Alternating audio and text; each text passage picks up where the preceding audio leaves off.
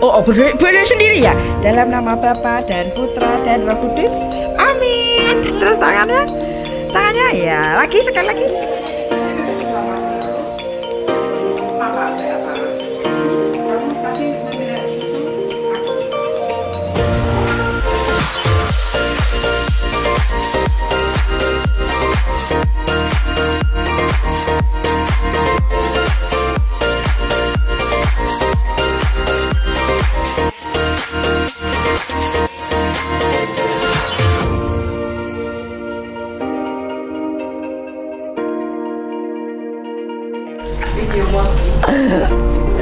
Perkenalkan, nama saya Maria Magdalena Endang Sri Lestari yang biasa dipanggil Mama Lena.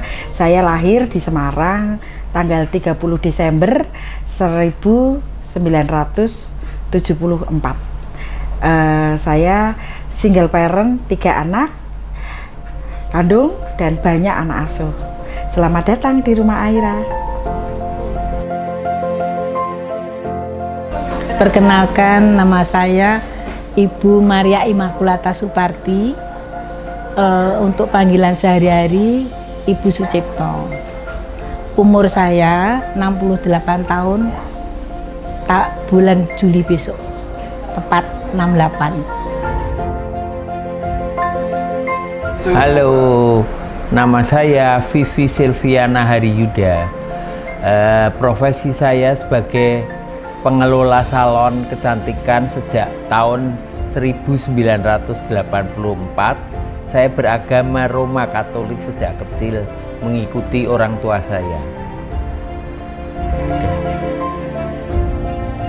Halo, nama saya Merlin Ray dan orang-orang teman-teman biasa panggil aku Merlin. Agama saya Katolik dan saya bekerja di entertain, nyanyi dan juga di salon. Makeup pengantin juga. Terima kasih. Perkenalkan, nama saya Maria Cecilia Mujisaryati. Saya usia 53 tahun.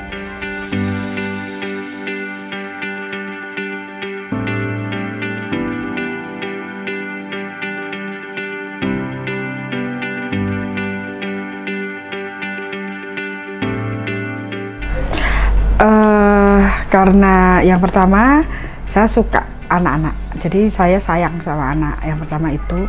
Yang kedua, memang di dalam firman kan sudah tertulis ya, datanglah padaku, engkau akan kulegakan. Biarkan anak-anak datang padaku, biar mereka sangat berbahagia dengan kita. Dan anak itu kan tidak dosa ya Kak, dia dilahirkan tidak meminta. Dan anak itu dilahirkan dengan HIV. Itu yang membuat saya semakin tersentuh.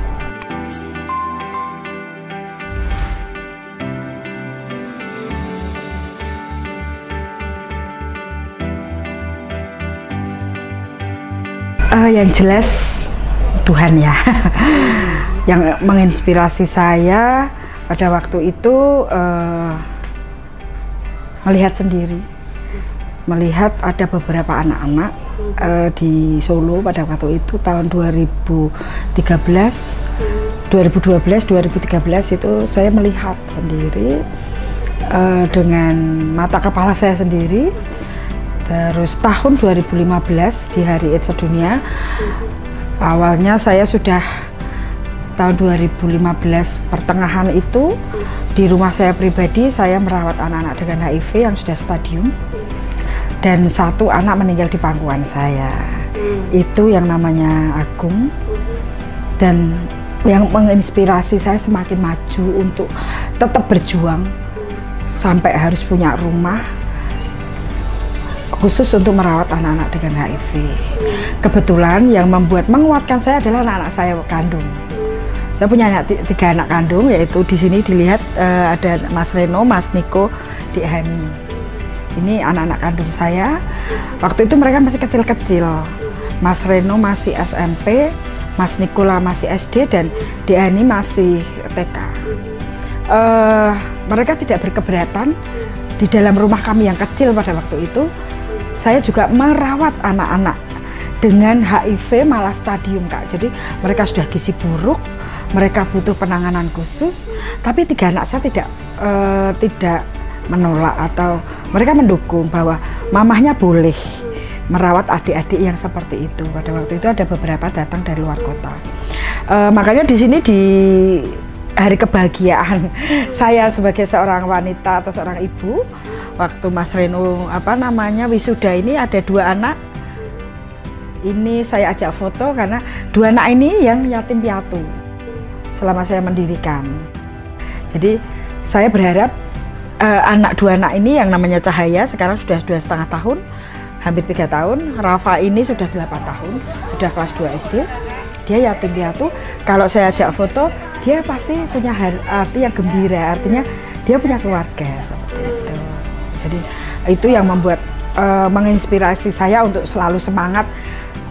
Dan akhirnya Rumah Aira ini jadi gitu, dari ya Tuhan mengirim berkat. Bagus ya. Ini gambar apa? Ya, adik juga sini.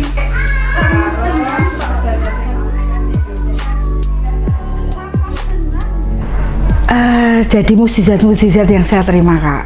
Salah satunya pada waktu saya diusir di salah satu tempat di mana saya tidak boleh mengontrak di rumah itu karena saya pakai salib, kalung salib.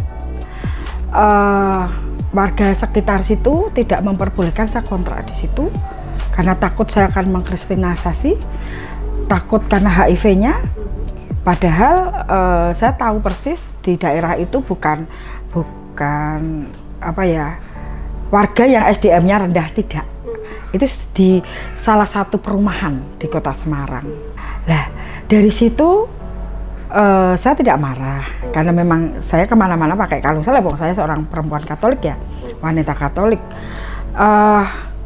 Saya tidak marah dan saya tetap berdiam diri. Artinya setelah tahu peristiwa yang saya alami, itu beberapa teman saya dari waktu itu NU sama Muhammadiyah membantu saya untuk meyakinkan warga sekitar situ bahwa Ibu Magdalena itu tidak seperti yang mereka kira. Nah, itu saya percaya, Kak, itu kalau tidak tangan Tuhan Yesus tidak mungkin terjadi. Itu mukjizat pertama yang saya terima. Yang kedua, Bapak Lurahnya akhirnya mengundang saya sampai 3 kali event untuk sosialisasi di tempat itu. Dan sampai sekarang Bapak Lurahnya namanya Bapak Agus itu sangat-sangat ingat pada waktu di Rumah Aira yang sudah diresmikan oleh Bapak Wali Kota, beliau rawuh, saya bercerita dan beliau itu juga hadir dan mengangkat tangan. Saya hadir, Budi Lena, seperti itu. Beliau kalau mau memanggil saya Budi. Ya, jadi saya, oh ya Pak Agus, terima kasih. Jadi semua ada saksinya. Mukjizat itu yang saya terima, Kak. Kalau kita percaya dalam iman, setiap yang peristiwa kita terima, kita pasti yakin lah kalau tidak tangan Tuhan tidak mungkin. Seperti itu kan. Ya. Yang kedua, rumah ini jadi di saat pandemi.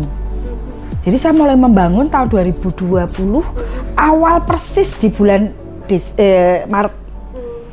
Pandemi persis pas gencar-gencarnya. Kalau bukan mukjizat Tuhan, kalau tidak Tuhan yang mau, tidak akan terjadi. Gitu. Jadi saya yakin bahwa ini semua Tuhan yang minta, Tuhan yang mau untuk hidup saya. Begitu.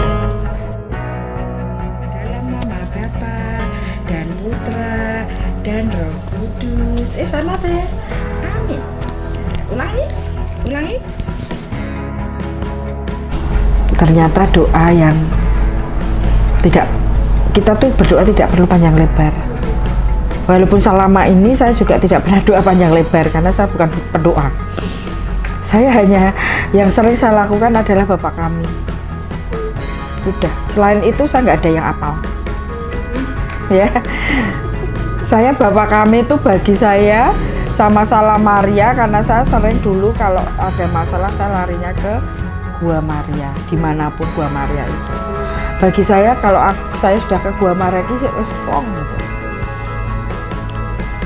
Ternyata ada yang lebih singkat adalah Yesus.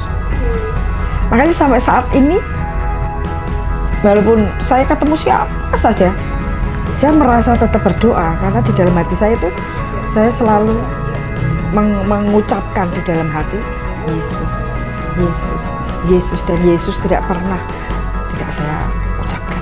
Pada waktu saya dapat firman itu, khotbah itu, salah satu pastor, saya lupa sudah lama banget, saya langsung sharekan ke anak-anak saya. Jangan lupa ya Pak, ternyata di sebutan dalam hati kita Yesus itu kabeh ngomongin kono.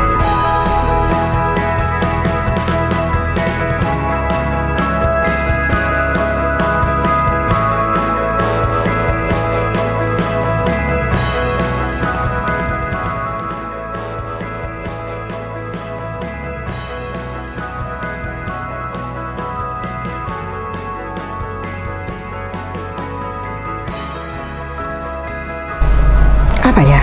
Maksudnya ya saya seorang ibunya anak-anak dengan HIV, ibu yang terbaik buat anak-anak 3 anak kandung saya. Ya intinya mereka menganggap saya ibu yang terbaik bagi mereka sudah.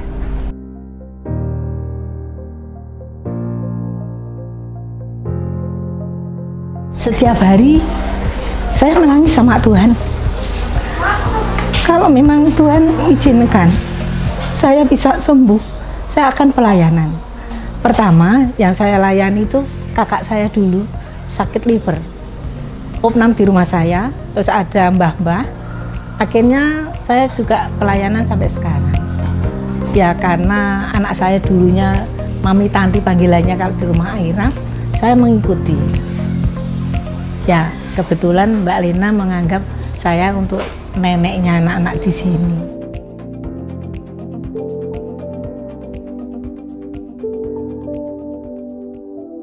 Bagi saya yang namanya pelayanan itu nggak ada yang sulit ya, karena Tuhan Yesus mengajarkan kasihilah sesamamu manusia, terutama yang KLMTD. Kalau rumah Aira ini kan identik dengan anak-anak yang terinfeksi HIV. Di situ aku nggak bisa ya, hatiku ke, aduh, apalagi waktu Cahaya sakit, rasanya ke koyo-koyo itu cucu saya sendiri. Rasanya nggak punya orang tua. Tuh. Jadi kasih itu bagi saya ya nggak ada kendala, sukacita aja.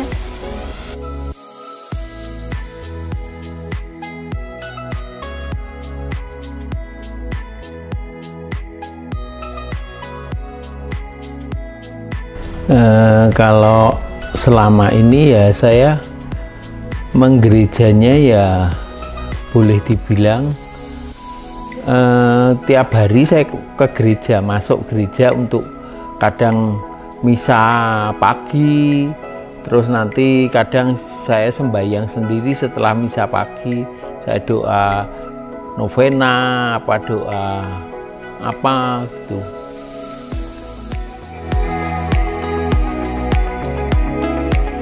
Ya sebagian besar bersahabat, sebagian kecil itu kaget. Saya bilang, kalau boleh saya bilang terperanjat lah.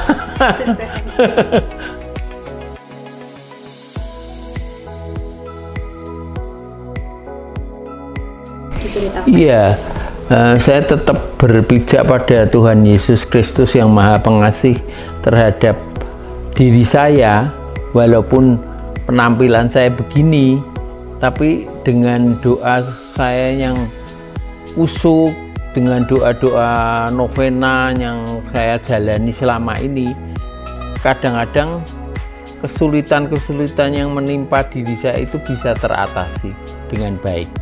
Misalnya pada suatu hari saya mengalami nanti jam 12 itu saya harus melunasi pinjaman saya yang sudah saya janjikan beberapa waktu yang lalu, tapi kok pagi ini saya belum punya uang untuk melunasi nanti jam 12. Tapi setelah saya ke gereja pagi itu, saya doa di hadapan Bunda Maria, saya berdoa gimana masalah saya kok tidak terselesaikan, padahal hari ini saya sudah berjanji dengan klien saya harus melunasi. Tiba-tiba itu datang teman saya, ya kebetulan teman saya itu sering ketemu saya di gereja. Tiap pagi saya sering ketemu. Tiba-tiba dia itu nyuruh pegawainya untuk menghampiri saya. Waktu itu saya masih berdoa, pegawainya itu menunggu saya selesai berdoa. Setelah saya selesai berdoa, kemudian dia samperin saya, pegawainya itu. Dia, ini ada titipan dari ibu, dari atasannya dia kan. Nah, terus aduh, saya merasa kaget ya. Apa ini? Ternyata sebuah amplop berisi uang. Saya kan tidak menduga sebelumnya saya akan mendapatkan amplop. Wong biasa saya ketemu ya ketemu aja, saling sapa gitu. Nggak nyangka kalau hari ini saya lagi membutuhkan kok tiba-tiba ada amplop yang ditujukan untuk saya, dan nanti kan bisa saya bayarkan kepada klien saya pada siang hari nanti. Itu kan merupakan iya, melalui perantara umatnya, hambanya yang mungkin perhatian dengan dia juga, mungkin perhatian dengan saya juga. Dan Tuhan kan selama ini saya anggap tidak pernah tidur. Mereka mendengar keluh kesah umatnya yang memang benar-benar membutuhkan. Kan itu merupakan sebuah mukjizat bagi saya ya, yang tidak dinyangka, dinyana.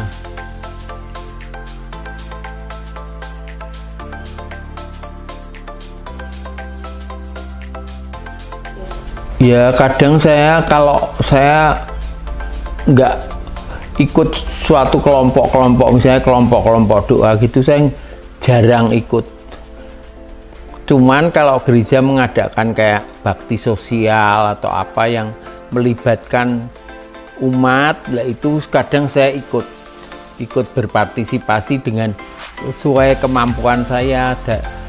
Dalam bidang salon misalnya pada waktu hari Paskah apa disuruh dandani yang akan visualisasi penyalipan Yesus, itu saya pernah juga dandani pertama saya dandani di Bongsari, gereja Bongsari. Pada waktu itu pertama diadakan visualisasi, saya dandani sosok Yesus.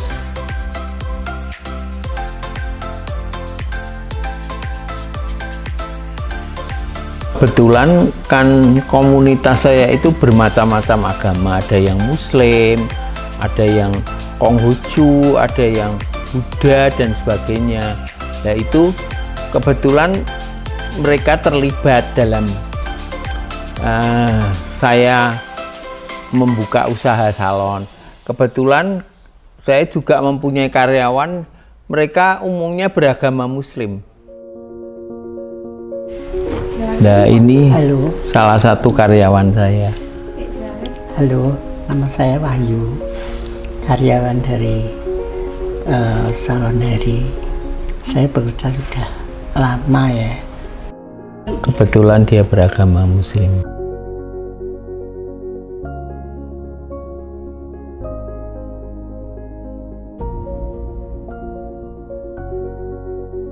Saya menghimbau untuk anak-anak muda kaum milenial ini bisa berpartisipasi dalam kehidupan bergereja agar kita lebih mendapatkan sesuatu berkat yang melimpah dari Tuhan Yang Maha Kasih.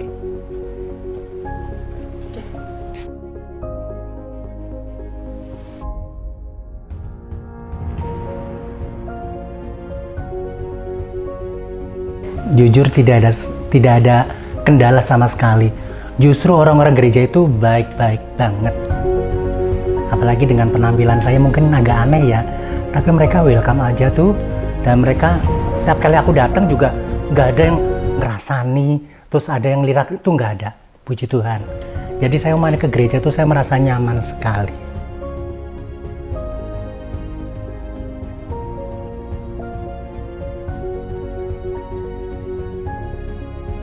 Tidak pernah, karena pekerjaan saya kan seringnya kan saya dapat kerja kan, dapat job siap hari Minggu. Karena kalau mana kita ikut kur, biasa kan tugasnya hari Minggu. Tiba nanti kita sudah latihan berkali-kali, tiba-tiba nanti ada job masuk kan eman-eman. Jadi saya tidak aktif di organisasi. Yang saya rasakan, yang pernah saya alami, justru kalau saya tuh semakin dekat sama Tuhan, semakin intens berdoa sama Tuhan, ibarat kayak mari kita tuh berdoa tiap jam 12 malam, setiap hari sampai berapa bulan, kan mesti kita punya impian, punya doa, tapi pada akhirnya doa kita tidak terkabul. Itu bikin saya sakit hati. Makanya yang sekarang yang saya lakukan, doa saya cuma hanya bangun pagi, terus kalau mau tidur, kalau mau makan aja. Dan doa saya cuma simpel aja, Tuhan, terima kasih atas berkat-Mu hari ini. Saya diberi sehat, tolong berkati saya. Cukup itu saja. Kalau yang buat inspirasi saya itu tidak ada. Karena saya dilahirkan, saya dari kecil, dari bayi, saya sudah dibaptis. Jadi saya tuh sudah Katolik banget sejati.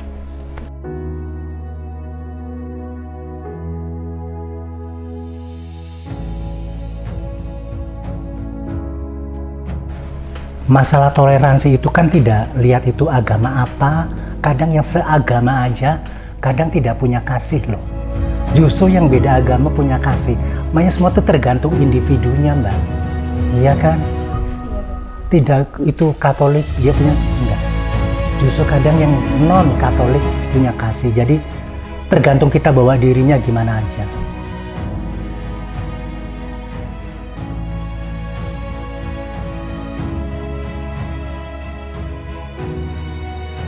Terus apa, Mbak?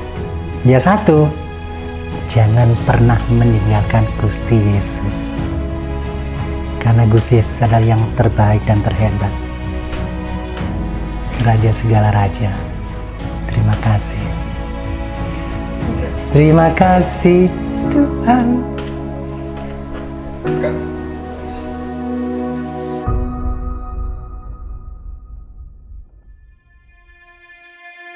Dulu saya pernah bekerja di PT Sinar Amaril, itu produksi amplas dari kain. Itu saya kena PHK itu tahun 2010 karena kolip.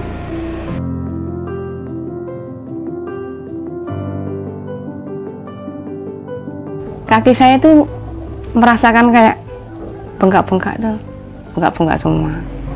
Saya tidak tahu. Terus ada yang, Mbak, sikilmu kenapa? Mbak dipersake. Terus ibunya ambil memperiksakan saya ke rumah sakit 24 jam itu.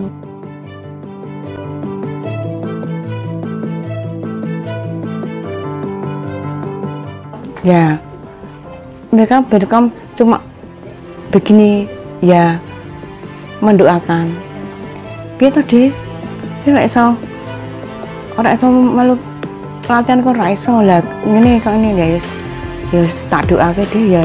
Wis doano wae saka aku minta dukungan doa. Ya semuanya mendoakan saya. Saya terima kasih. Cuma doa.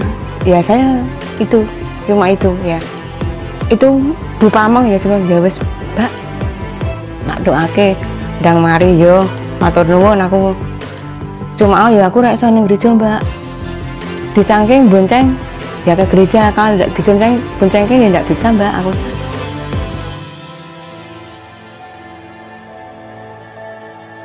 saya setiap hari live streaming loh, Mbak. Aku dengarkan radio JFM setiap pagi sore itu. Tidak pernah ke gereja ya. Tapi saya tetap mengimani. Kalau mau tidur saya berdoa, bangun tidur saya berdoa. Saya tidak pernah lupa Yesus. Saya ingat pada ajaran Bapak saya, jangan sampai salib itu ambruk, jangan sampai. Jadi saya kuat iman saya.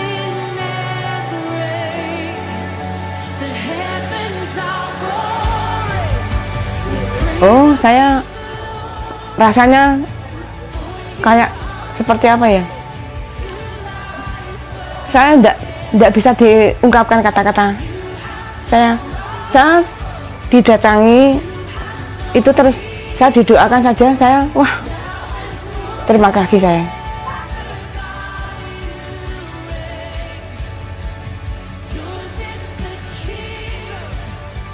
Supaya tetap pada Yesus dan tetap jangan berpaling. Cuma saya itu pesan saya.